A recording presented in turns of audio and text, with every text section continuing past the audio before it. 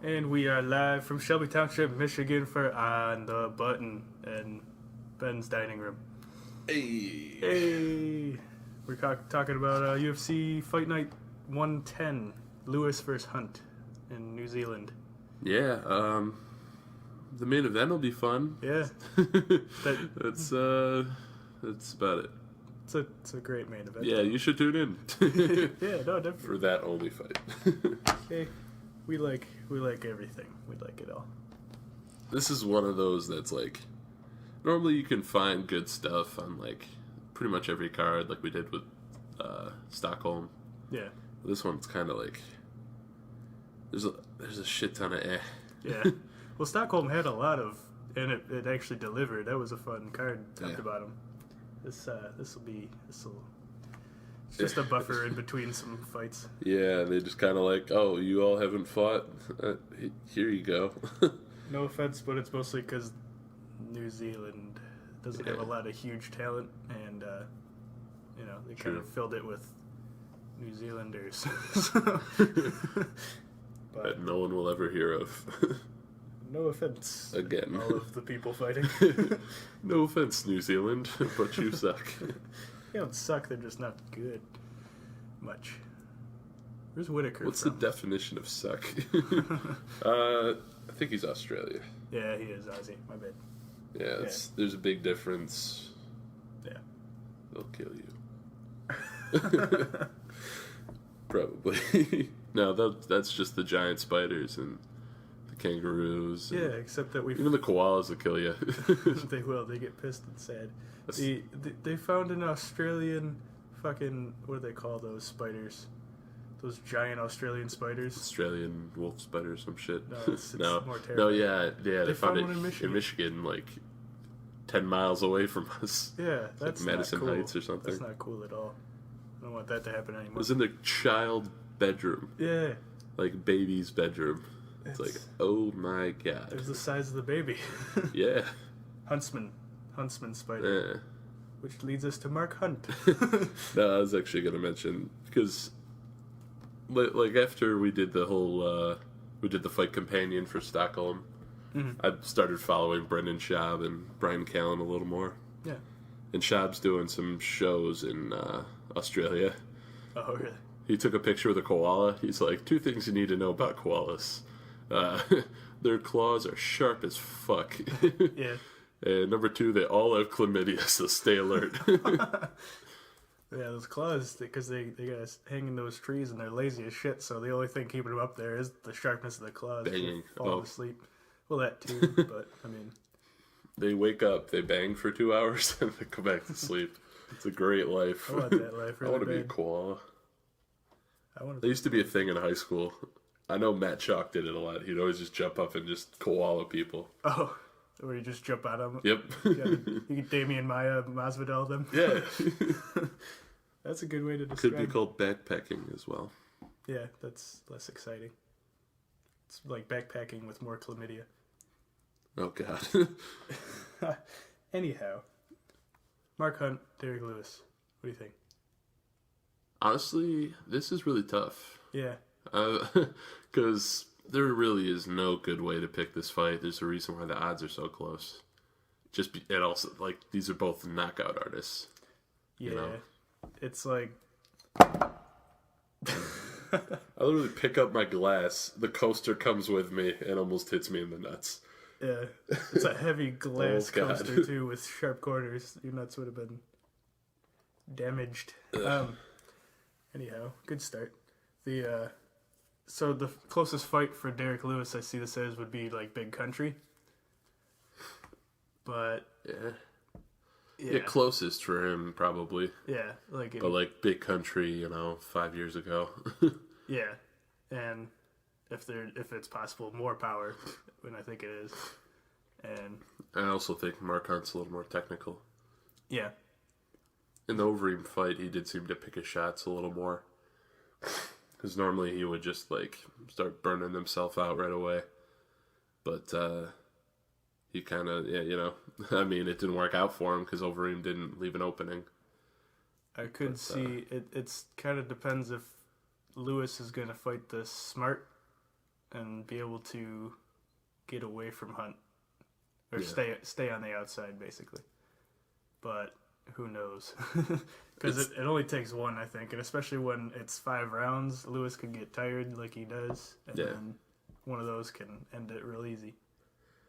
What's also interesting is the only fight Lewis has had against someone that wasn't short was Travis Brown. And that was one of the things that I was like concerned about. Yeah. But he ended up getting that knockout when Brown kind of slipped up a little bit. Yeah. And now he's going back to a guy that's much smaller than he. Yeah, but I mean, you could say that with Struve, took out Struve pretty easily. That's a very different matchup. Yeah, and then he just got wrecked by Overeem. But we all know Overeem is like technically way better than Lewis. Yeah. I feel like Lewis has been working on it a little bit. Yeah, he's growing. I think the biggest factor is whether he can keep distance. Yeah, it'll be. He's not gonna like have footwork all of a sudden, but no. Just being able, if he can utilize a strong jab. Yeah, and that 1-2. I think really the only factors that I see are his cardio, putting him into a bad position. Yeah. And if Mark Hunt lands something bad, because I think if he doesn't, Lewis will have slightly better output. But if he does, I don't think Lewis will be able to handle one of those shots. There's some very urgent news that just came to my attention. Sam's getting pizza. That is so exciting! Yay! Thanks, this Sam. is why I keep him around. It's our producer. He's producing pizza for us. You just had pizza like when I got here. I know. I'm excited though. Yeah, I'm fat. I want pizza. So who do you got? Let's make the pick. I like. I've been back and forth. Like, Me too. kind of been feeling like Hunt might catch him, but I'm going with Lewis 3rd round TKO. Okay. Yeah, the only thing holding me back a bunch is how many times I've picked the last few fights for Mark Hunt that I've picked him being able to clip somebody. And him not being able to clip somebody. But I think Lewis is going to show a lot of growth in this fight. And Mark Hunt, I mean, he's crazy power. Yeah. He's not going anywhere. But I don't think he'll be able to land it. I think Lewis wins it by... It's going to be just nuts in the end. Mm-hmm. But by decision. I was like so close. And then like right where we started, I changed. Because I think I just can't see it getting that far. That's kind of what's crazy. Is my only thing is I don't see Lewis landing a knee on Hunt. And that seems to be the only way to put him out. No, I think he's going to be able to get on top. And from whenever he does that, he has very heavy top game. Yeah, that's true. Hunt's been good to like get back up from shit like that, but he's going to be eating some heavy shots coming up, And I feel like Lewis will just be able to wear him down. I can see it. If he gets past the 3rd, it's a decision. There's no way, but... Well, it's either, especially past the 3rd, then it gets into dangerous waters for the guest, Lewis. And then it's either a decision or I think it's a Mark Hunt knockout. So, anything could happen. Yeah, definitely a fun fight. Or it could be really boring. But I feel I'm leaning towards the former. Yeah, I think it'll be fun. I think especially after most of the rest of the card, it'll be real fun. Yeah, really. I desperately need to blow my nose to start plugging stuff. All right, I like it. That's normally what we keep saying around. So this is On the Button. We just got all caught up on YouTube. You can check us out there. Our channel is just On the Button. Wow, that's pretty loud. I'm half elephant. He is half elephant. Our Twitter @OnTheButtonMMA. On my dad's side. And then you can email us at onthebuttonpodcast@gmail.com. Check us out. Check us out. Chickadee, chickadee, check us out. Check us out. See if you can beat us on this interesting New Zealand card for picking with UFC.com pick'em. Did you mention that Sam finally fucking uploaded YouTube? The first thing I said. Like, say uploaded. Uploaded. That's how much it needed to happen. We're slurring over it. Yeah, that's caught up. You want to pick with us, go to UFC.com/pick'em. We're on the button 2017. And I'm your champ. Yeah. Get used to it. Nobody can touch this guy. Jetro was able to tie him once, but no one's able to beat him. I'm your Stipe, guys. There you are. Fourth. That you won fourth a lot straight. more. You've defended First it a round long time. knockout. Yeah. So yeah, try and pick against us. Check out the show. Hell yeah. Tell us what you like and what you hate. Brunson versus Kelly. Dan Kelly is a weird motherfucker, huh? He is 6-1 in the UFC. And just the last guy you would ever expect to do that. Yeah, because, like, even his fighting style hasn't changed that much. And it's like, if you just watch, if you put a piece of paper over the opponent and just watch him, it's like, he's going to lose, right? And then, what, I think the only loss was Sam Alvey. Yeah, I think so. And then Carlos Jr. was beating him. Smiling Sam. And then, yeah, I don't even, it didn't make sense in my brain how he was able to just land a combination on Carlos Jr. and put him out. Yeah, but the way he took a Rashad, you know, which you called it before I did. Yeah. that was your pick. But then I saw it. And then we put our reputation on the line and came out way on top on that one. So thanks for that, Dan I don't know Kelly. how the fuck that was a split decision, but yeah. That was a split decision, the same reason a Sun Cow beat Moraes. Fuck reason. That. Yeah, we're still pissed about that's that. Fucking bullshit. Check out our last podcast, because the UFC hypocrisy, we got that all covered in oh yeah, we go deep into that shit. episode 28. It's fun stuff. Oh yeah.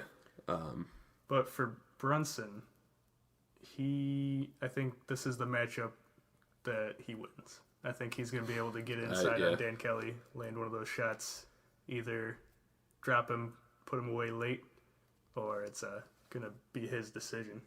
He's one of those guys that really likes to just throw a big flurry and put you out quickly. Kind of, he's like the middleweight version of Rumble, but not as powerful. Yeah. I think he has shown to be more technical in his last few fights. I think he beat Anderson Silva. I thought he did too, but I think he was scared of Anderson the Whitaker. Well, yeah, that too. What happened with Whitaker, where he just chased him around and got knocked out. That's true. And he was trying to be way too careful. And I feel like this time around he'll find that perfect middle ground. Yeah, that's exactly what I think. And I think I took second round TKO. I think he'll be real smart and just have a perfect, like, never gets caught with anything but lands on Kelly first round. And then he clips him once he's just in the zone, gets comfy in there. Dan Kelly can't put anything together, catches him. See, I actually picked the first. I kind of feel like he's going to be able to find Kelly's chin, where it's like, it seemed like the last few fights, Kelly's been the one chasing the other guy around. Yeah. But I feel like he's going to push the pace a little bit and throw a couple sloppy shots or try to get in the clinch, and Brunson's going to punish him for that. And one of those where he's going to get stunned a little bit, sloppy takedown, and he's just going to start unloading on the ground and put him out. So, first round for Ben, second round for me, both TKO. Going Brunson. Mad respect for Kelly, but not this time. He's 13-1 fighting like that. Yeah. Amazing. And he's game, because a lot of comeback wins too. But here's a fight between two guys that shouldn't be in the UFC anymore. No offense. Yeah, no. Well, actually, fuck Dan Hooker, but... Hooker, I'm pretty sure he's been trading wins and losses. It's literally like, loses to someone good or decent, beats a debut guy. Yeah. Repeat. Yeah, and then Pearson is just like, been in the sport forever. Yeah, really just mad trades. Respect for him, always down to fight, but he's just doesn't quite have it. He's kind of been the gatekeeper here so long that it's boring to watch his fights. Yeah. That's kind of what it is. He kind of, it seems like he's just chasing guys around, but he lost a little bit of speed and he lost a little bit of reaction time. Yeah. So he's just, I don't think he's quite there anymore. Really, his only, like, respectable thing about him is his chin's still pretty good. He takes some punishment and makes it a fight. He's a good guy to showcase the other guy. Yep. And that's why I don't like this fight, because I don't like anything I've seen from Dan Hooker. He's underwhelmed. Yeah, me too. I'll let you pick. I regretfully took Hooker by decision. I did the same thing. Yeah, it's. I mean, Pearson, his losses have been to good fighters recently, but I think it's just stylistic. Yeah, Hooker will be able to land from the outside. He's crazy lanky for a lightweight, and he'll just be able to work from the outside. Yeah, he'll never ever put Pearson in danger, but he'll just run away and keep landing as he's going. That's pretty much what it'll be. Is Pearson will be chasing him, but his footwork's good enough to get away from him, land enough for the decision, and avoid those hooks. Hopefully, they both get cut immediately. Should probably, yeah. Hey, here's a fight I'm far more exciting fight. I like this fight. Honestly, potential fight of the night. I think it is my fight of the night for sure. Yeah, I'll lock it in. That's my fight. Besides potentially the main event. Yeah, because but I never like picking that as the fight of the night because like 90% of the time it's gonna get it. Yeah, just because it's so good, and this one could be 2 rounds of them just going at it. So, Cutelaba and Henrique de Silva at light heavyweight. The odds in this one favor Cutelaba, even though he's been 1-2 in his last 3. I think they're both. I think he's 1-2. De Silva's 2-2 in the UFC. Mm. De Silva is one of those guys where it's like he's got really heavy hands, and really good jiu-jitsu. Yeah. So sneaky jiu-jitsu. Mm-hmm. But he gasses out really quickly.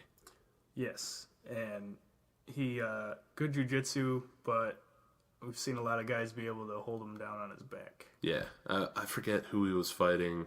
And he just, he was getting fucked up. Yeah. And then he just caught an arm. Yeah. Last second, just caught an arm and found the finish in, a comeback win.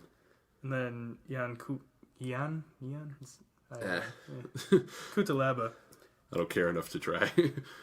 His last fight was Jared Cannonier, and the performance where Jared Cannonier probably looked his best.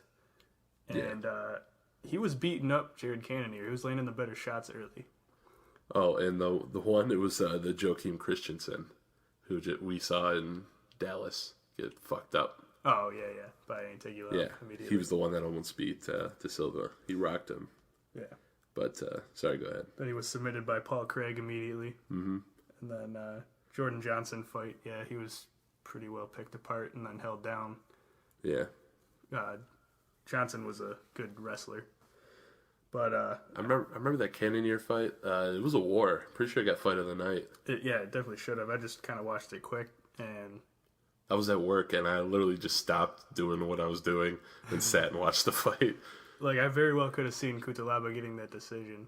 Yeah. But Cannonier, I think he did just a little more in the third. Yeah, he was really he did to Cutelaba what Cutelaba did to him in the first round. Yeah. The second round was so close. But I think Cutelaba, the reason it's going to be a fun fight, I think they both want to stay standing. It's definitely staying standing. I think the Cutelaba is a little more well-rounded. Mm-hmm. So there's a chance, if he gets clipped, probably, that's when he'll try to take it down. Yeah. Go ahead. What you got? Definitely think cardio is a big factor, too. We've seen, Cutelaba was still throwing hard. Maybe not real accurate with his shots, late, but he's gonna have a way better gas tank than De Silva. And I agree. Let's see. Yeah, I got him clipping De Silva in the second round. Yeah. Same. Yeah. All right. How many of the we've come very close to having 4 fights the same already. All our picks are the same so far. So. This next fight could be a sleeper pick for fight of the night. Also, I need to mention that we've been trying really hard not to talk about fights before we do this. Yeah, because a lot of times our best gold conversation would happen, and then we'd do the show and try and recreate it, and it was just It's not the same. It's not there. It's not authentic. The flyweights, Tim Elliott, who has proven very fun to watch. Yeah. This is the other fight of the night for sure. Ben Nugent, who's A talented kickboxer. Who was he set to fight? He was supposed to fight Benavidez. Yeah. But he dropped out for injury. And Elliott, he's always game. Yeah. And his last fight was Smolka? Yep. And he dominated him. Yeah, he looked so good. And what I like about Elliott is his striking is wild and good, but on the ground, no one expected it really against Mighty Mouse. His ground game is very good and almost as unpredictable. He really flops around out there and gives you trouble. But Nugent's really good on the ground too, and has, I think, crisper striking. Yeah, he's a natural kickboxer, and that's really his go-to. So I think it's going to be really exciting on the feet. Yeah. And the biggest factor is whether or when it'll go to the ground. Yeah, which I think Elliott's definitely got the edge. But, I agree. And I think that Nugent is going to have the biggest problem with how unpredictable Elliott's movement is on the feet. Yeah. So just like Mighty Mouse kind of did. No one can predict his movement at all. This might be the best, somebody who's more built around striking that Elliott's fought. Mm-hmm. Where, Mighty Mouse is just Mighty Mouse, but, I mean, he was pretty close on the feet with Mighty Mouse. And Smolka's just not as good on the feet. No. So, who do you got in this beautiful matchup? It's really hard to pick against Tim Elliott right now. He seems to be really hitting his stride, and he's a top 5 flyweight. I feel like first round is going to be a brawl. They're going to go at it, and they're going to have some fun with it. And second round, Elliott's going to just play with him a little bit, and then find that moment to get him down, and he'll find his back, second and choke. I like it. I like it a lot. I just think that Nugent will be able to defend once it does get to the ground. Yeah. And for Elliott, I think he's really, because he had that stint in the UFC a long time ago, and then this Ultimate Fighter for the belt, he got with the best guys he's ever been with, and he's continued since, and he's really perfected himself. Mm-hmm. But I think it'll be a decision. Just very not possible. Able to find that finish, but pretty dominant. Oh yeah, it'll be a fun fight for sure. And actually, the last guy Nugent lost to was 2 fights ago. It was against Smolka, and then Elliott just beat him. Yeah, I did look at that too because it was the only common opponent they had since. I mean, Elliott hasn't been back for that long. Yeah, and Nugent's kind of new on the scene too, but yeah, definitely one of the actually exciting fights on the card. Very few, because they're top contenders too. I think Elliott's got to be number 3 right now still. Got to be. Then we got Volkanovski and Hirota. I remember Hirota because I actually caught the Ultimate Fighter finale for Korea, and it was Ishihara, who has had a decent stint so far in the UFC, and they fought to a draw. Yeah. Hirota won 2 rounds with his strength and wrestling, and then Ishihara was lighting him up and yeah, I do remember almost that. Finished him. Yeah, that was a good fight because that was a crazy comeback by Ishihara, who was just getting dominated early. Yeah, and he had a couple fights after that were pretty exciting. Hirota hasn't fought much since. He hasn't really been as prominent. Yeah, just the Cole Miller decision. Yeah, which he literally just got on top and kept him down. Where Volkanovski came in and just had that TKO against some new Asian. And but I watched that fight. I didn't really like his movement. I think he kind of just got lucky, and oh yeah, I don't know. I think he'll have trouble with Hirota's wrestling. Sam's here with pizza. Nope, it's dead. Oh. So we're in the basement now. Yeah, things are weird, guys. Had like 5 interruptions. Yeah, at least 2 door-to-door salesmen. Couple errors. It happens. Angry father. Angry father. And Had an to move annoying some brother stuff. that lied about pizza.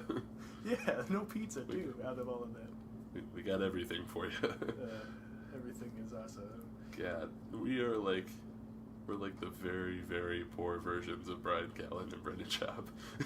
No, we're way poorer than that. Incredible. Fuck our lives. Anyhow, that fight we were talking about, huh? Oh, yep. Yeah. All right, I'll just lead over. Hirota Volkanovski. Go ahead and take a pick here. Yeah, this one was really tough for me because striker versus wrestler. Yeah. And I just kind of think Hirota's hittable. So I got Volkanovski second round. Not very confident. Don't really care. Touche. Volkanovski. All right. TKO. Yeah. All right. I have Hirota by decision. Fucking knew it. I think it'll be boring. Yeah, he'll just get him down, keep him down. Neither of these guys strike me as super exciting, but yeah, just be the better wrestler, and could go either way. So hey, we first pick against each other. Seriously? Goddamn. Yeah. Is that gonna happen on every tiny card? Probably. Well, yeah, there's gonna be a lot of clear.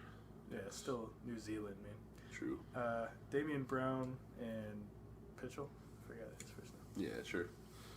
I think it's like Vic Pitchell. Yeah. He's been. It was the Ultimate Fighter. He had all his fights. Yeah, I'm pretty sure. Lost to L.I. Quinta. He hasn't fought in like 3 years. That too. Yeah. But in his last 2 fights, 16 combined takedowns. Wow. All right. Yeah. To 2 decision wins. Brown should be wary of that because. And Brown, his last 2 fights are knockouts. So. Yeah, he kind of has to land this maybe. This is there's a reason why I'm pretty sure this is a pick'em fight. It's like literally no one knows who's gonna win. Yeah, because it's one of the 5 tight matchups on this. Pretty close to that. On the pick'em. Actually, UFC. for Vegas odds, I don't know if it was Vegas odds, but sports betting odds. Yeah. Kim and Gowdy was the pick'em. Literally, okay. 100%, like minus 110 both.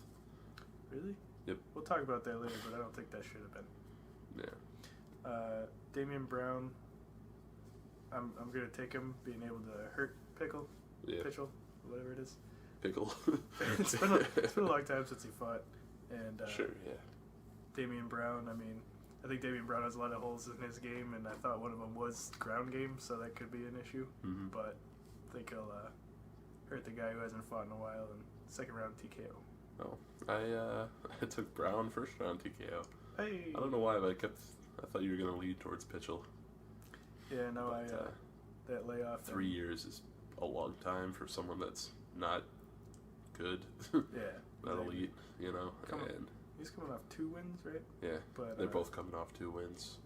Don't know either of the guys. I think Brown's more dangerous, and with a fairly recent knockout win, I kind of think he'll get it done fairly early.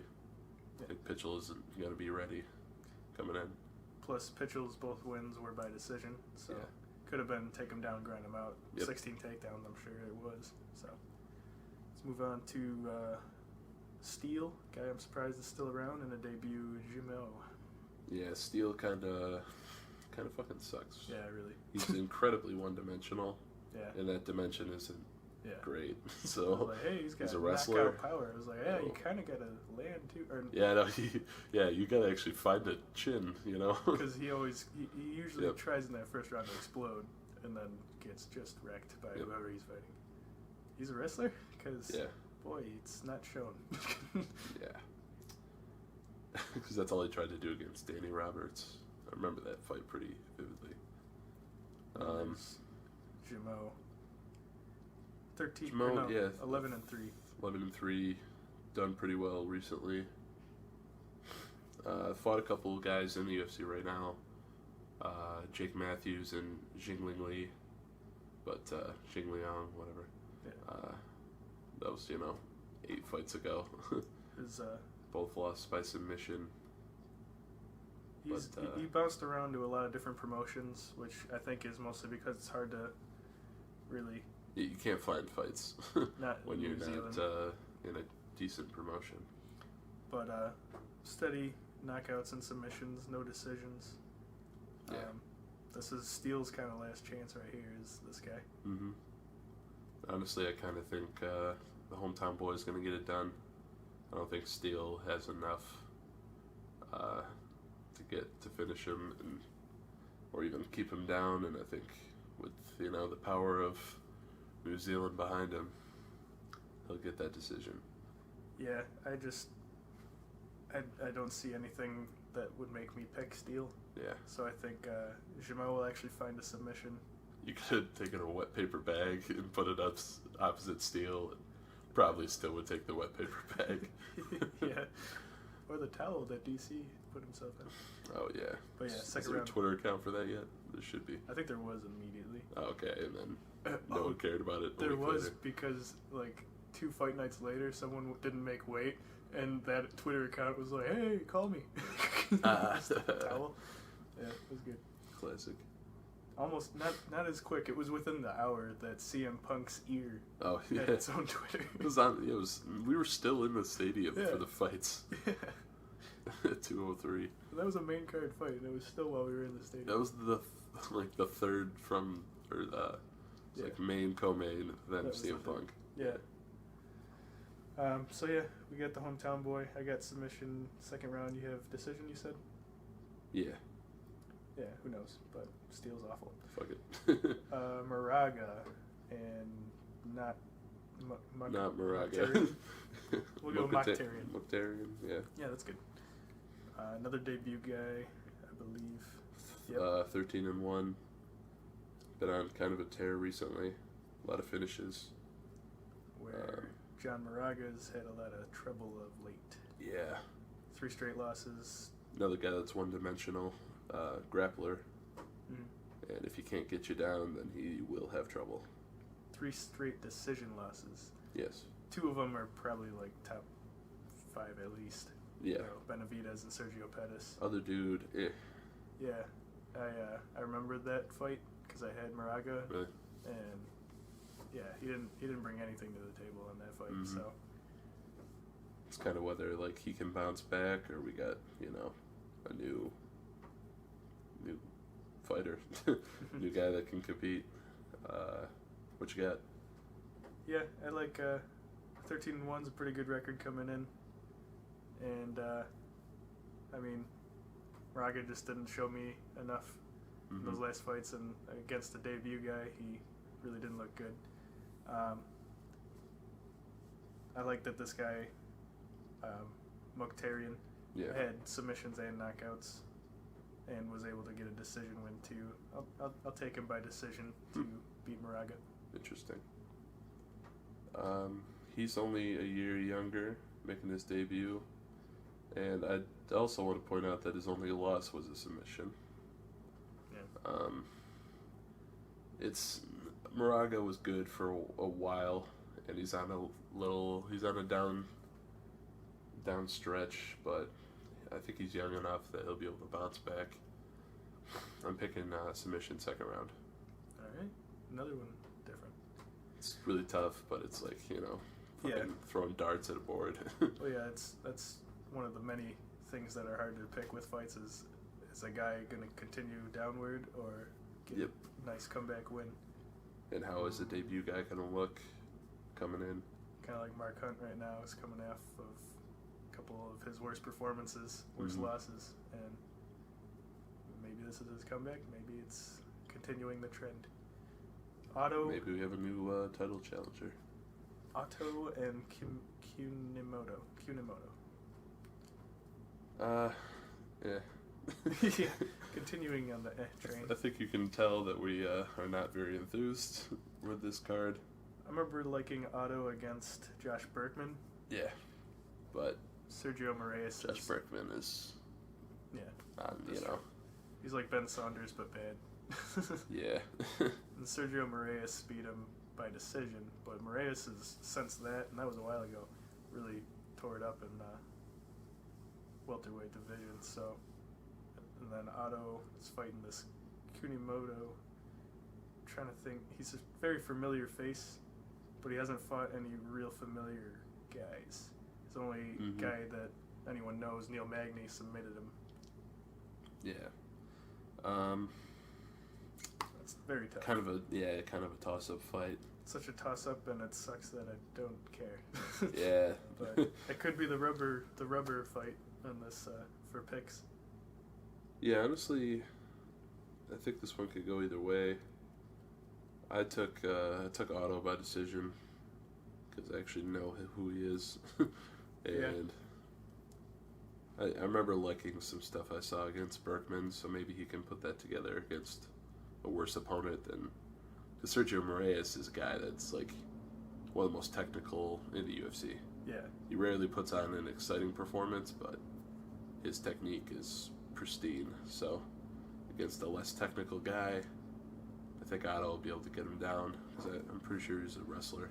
Yeah, I remember with the Berkman fight, just the impressive part was he was so well-rounded. He was winning on the feet and taking him down. Again, Josh Berkman. But yeah, I also have him by decision, mostly just because of well-roundedness, and he was more impressive.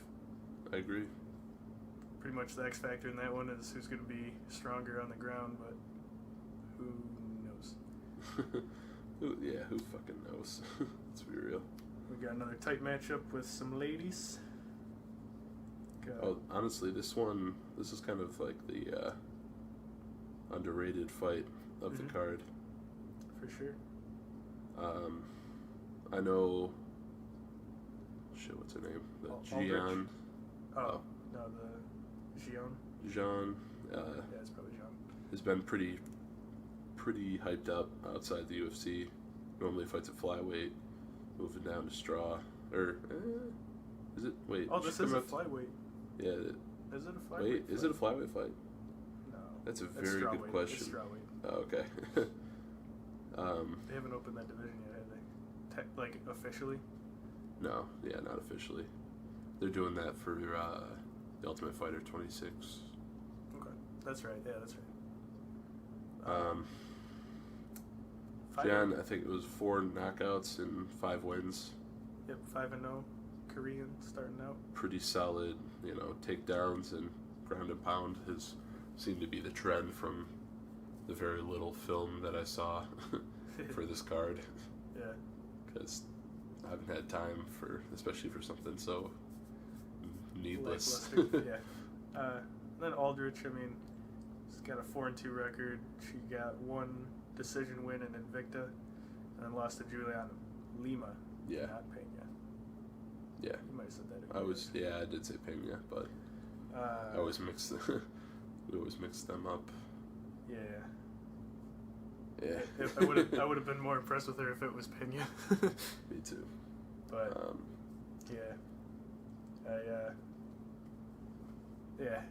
Jean by decision. Yeah, me too. Yeah. I don't think Aldrich really has it, and John I think will be a little bigger coming down from flyweight. Good point. The way that Aldrich was basically out-muscled by Lima with her wrestling, I feel like Jean will be able to do that here too. Yeah. And put some punishment on her, but just not enough to finish her. I guess it could be said Aldrich could have the better striking, but you gotta be really pretty damn good at strawweight to, have that out factor ground game for most of these girls. Yeah. So, see if Jean can get her debut win. Then we finish or start the Fight Pass prelims with another tight matchup: the young Dunhung Kim versus Gowdy. You said this was the pick'em fight? Yep. Boy, Gowdy's awful. He is, 0-3 in the UFC? Yep. Surprised he wasn't cut. I wonder if he took this short notice. They're like, all right, we'll give you one more. Actually, 0-4. 0-4. Oh, even better. So he debuted against Tamer, lost in decision, went somewhere else, got a knockout victory. So they let him back. Submitted, then TKO'd by pretty good guys though. Yeah. Packlin, Aubin Mercer, and Laprice. Whereas Kim lost to Steele, who's on this card, lost a brawl to Polo Reyes. Yeah, that was a hell of a fight. Definite fight of the night that night. That was so fun. And then beat Brandon O'Reilly. Yeah, I'm kind of surprised this is close because I think Danyang Kim should have been favored quite a bit. Yeah, I don't think he'll have any trouble with Gowdy in this. No, probably look for that knockout early. I find it not finding it until the third round. Got no solid reason for that, but sure. I mean, just they're maybe tentative. Yeah. There's a lot on the line for these guys. Gowdy, I can't believe. I can't believe this is a tight matchup on the UFC pick'em too. Well, I can't believe it's not butter. Touche. So that You is. ever had butter on a Pop-Tart? It's so freaking good. You ever had butter on a Pop-Tart? If you haven't, then I think you should. Pop-Tarts with butter. Yeah, Family Guy We reference. like you Family Guy reference of the day. That's a new segment. Yay. So yeah, that's the New Zealand card. Yeah, it's just ignore the rest and then watch the main event. It should be great. Pretty much it. Tune in actually a little before, maybe an hour before for Kutalaba de Silva. That could be a good. Yeah, that should be fun as Elliot well. Nugent too. Yeah, just ignore the undercard except for Elliot Nugent and watch a little bit of the main card. Yeah. But I did want to talk about the Ultimate Fighter. Yeah. Since I know you haven't been watching it, but I'm sure quite a few of our many fans have been watching it. I would expect. Dillashaw, was very close to maintaining the undefeated mark, but Joe Daddy just doesn't have it anymore.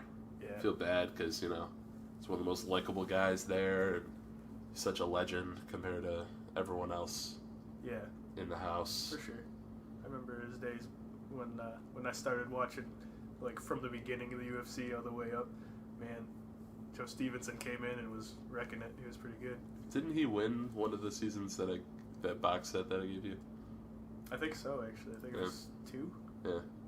Maybe 3. I think it was 2. I confused him with Diego Sanchez. Sanchez was 1. He was he was the original. Him and he and Forrest Griffin. They're the 2 weight That's classes. what confused me. Yeah. Alright, yeah. They do that from time to time. But yeah, he lost kind of a slugfest with Justin Edwards.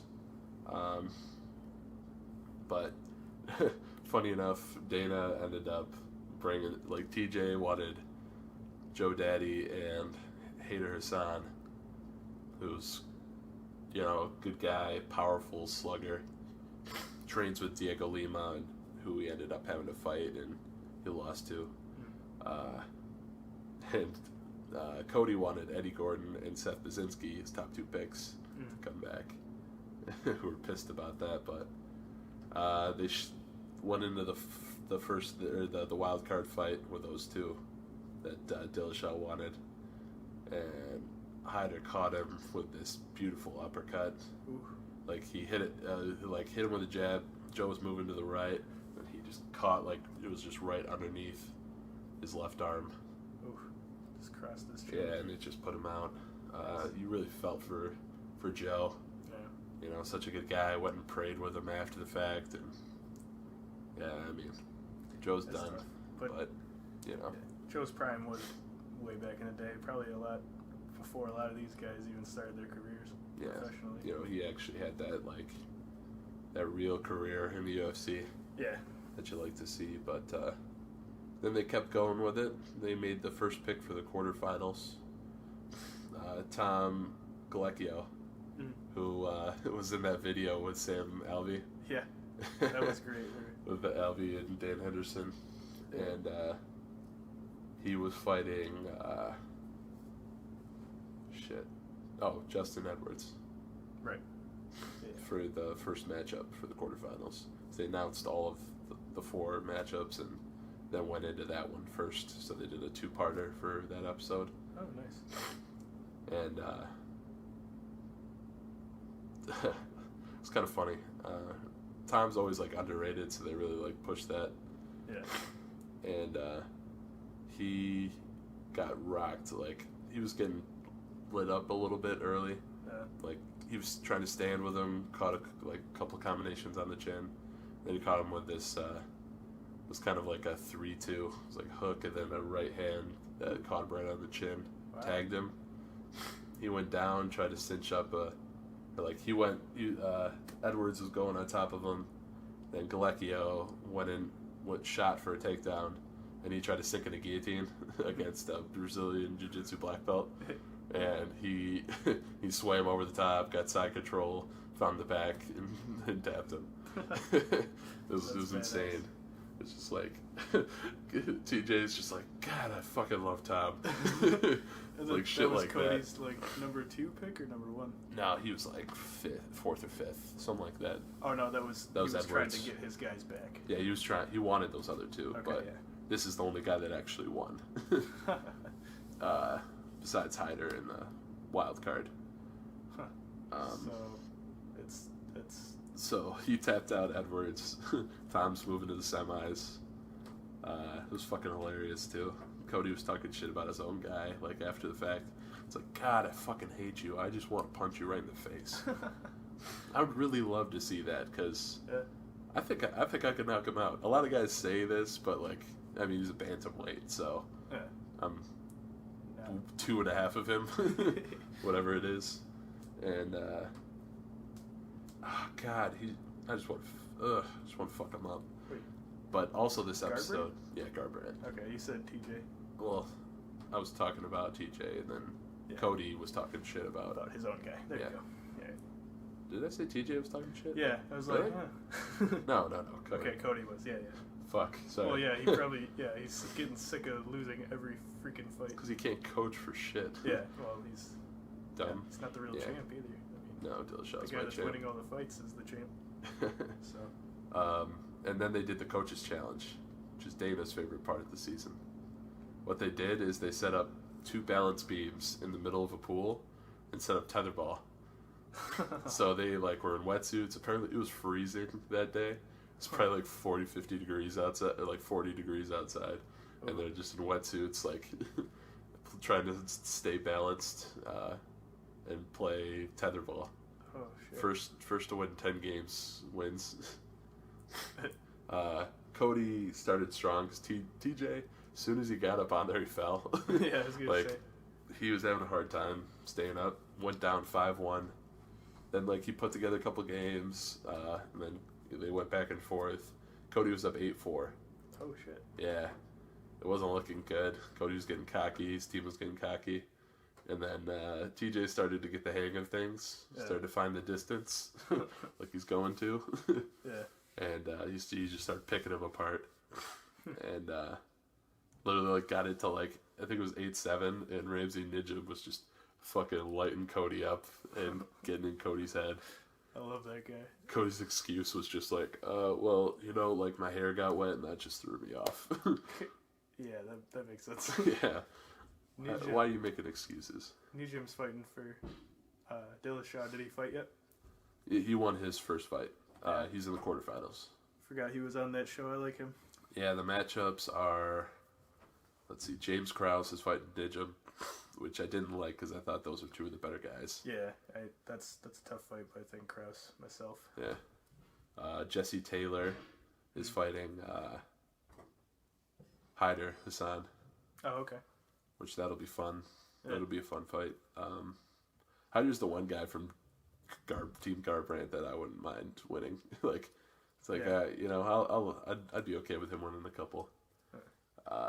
Lima is fighting Gilbert Smith. Okay. Who's wrestler. Wasn't doing really great outside the UFC, but he beat Seth Basinski, Cody's top pick. Yeah. So yeah, those are the 4 matchups with Tom winning. Yeah. That first fight. Right. Yeah, and so he was getting Cody's head, and Cody just he couldn't hack it. He lost his focus and just couldn't handle it, and TJ just came back from 8-4 to win it 10-8. It was 10-8. Holy yeah. Shit. It's probably that's going to be the score of the first round too. We just love to fucking talk shit. Yeah, but in all seriousness, Cody's Cody's fucked in that fight when it happens. But yeah, TJ got 10 grand for that. Everyone on his team got 1,500. So Ramsey's like, I think TJ should probably share some of it, like a good chunk of that with me, since I Yeah, I was instrumental in helping him. It was a psychology tear him portion. apart. Yeah, that was a fun episode. It was good stuff. Yeah, I definitely should start getting into that, but yeah, the bear hogs Well, the TV. part of it is like none of these guys are really gonna compete. Yeah, that's true. So it's kind of like yeah, good for them, but some of the fights are just yeah.